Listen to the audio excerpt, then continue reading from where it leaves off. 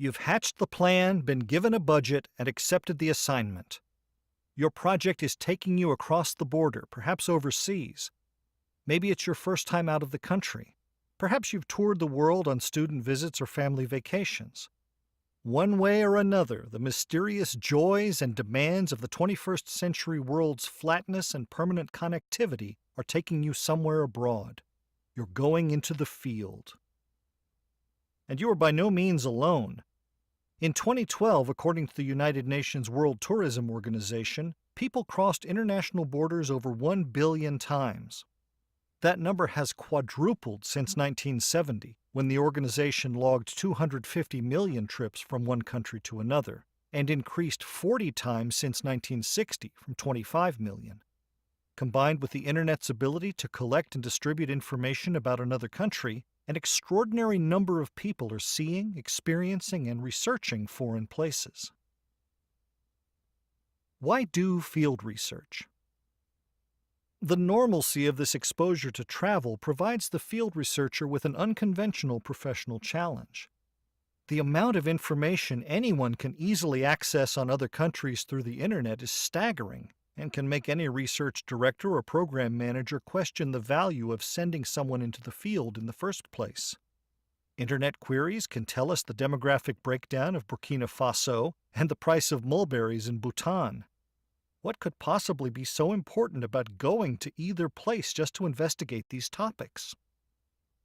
While experienced field researchers believe the answer to that question is self-evident, suspicion often lingers in the minds of supervisors that research is actually a ruse for vacation, adventure, or search for spiritual meaning in less materialistic locales. While any or all of these experiences may be a byproduct of research, they are not the real reasons you are going. So why are you going? Whether for professional or personal reasons, you believe, rightfully, that no amount of time in the library or on the laptop studying a place can substitute for being there. Reading about Burkina Faso's demographics cannot enable you to understand the way tribe, climate, terrain, language, soil, clan, colonialism, and family variables shape those demographics. Looking up the price of Bhutan's mulberries won't teach you why they are grown, what factors drive price fluctuations, who buys them and why, if they are purchased openly or on the black market, or what makes them valuable as exports to neighboring nations. Showing up is 80% of life, said Woody Allen. Fieldwork is no different. Properly done, field research is about much more than finding answers. It leads to discovering the questions you never knew to ask. An art and a science. Most academic field research manuals describe existing fieldwork literature in methodological terms and focus on procedural, ethical, and scientific aspects. These typically include, but are not limited to, lessons on how to make surveys, legal and moral considerations, techniques for collecting information, scaling sample sizes, assessing and sorting data, and presenting conclusions.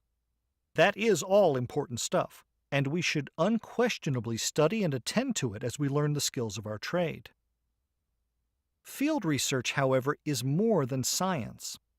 As Harry F. Walcott's The Art of Fieldwork says, there's more to the process than developing a clear hypothesis and testing it through a scientific method.